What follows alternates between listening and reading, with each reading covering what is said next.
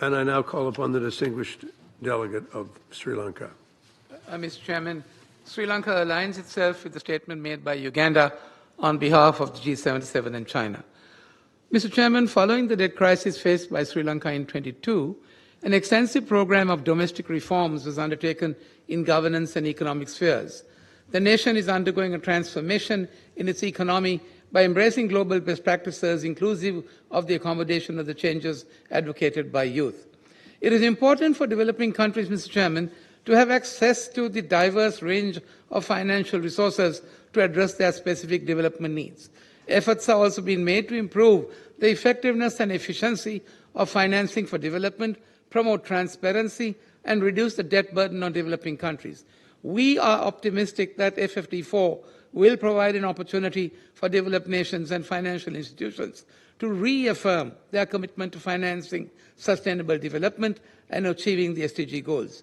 We believe that the success of FFD4 will depend on the commitments and actions taken by participating countries and stakeholders.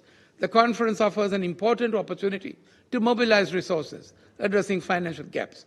Mr. Chairman, debt relief initiatives, although provide temporary relief, can still face difficulties in maintaining long-term debt sustainability.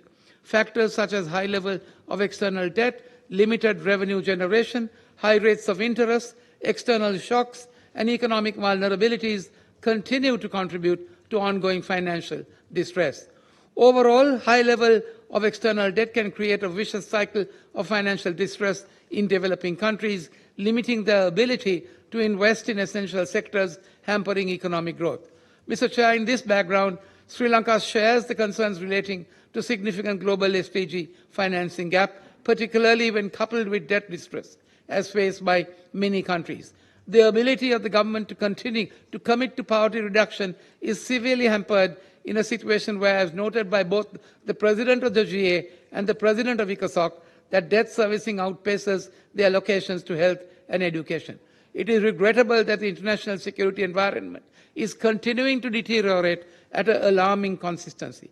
The development path is thus one of which in fits and starts. Sri Lanka has experienced the full brunt of financial distress. We cannot but make the observation that it is time we changed our perspective on public debt and its policies so as to enable countries to overcome challenges, foster economies that actually support sustainable development in the spirit of true multilateralism. Thank you. I thank the distinguished representative of Sri Lanka.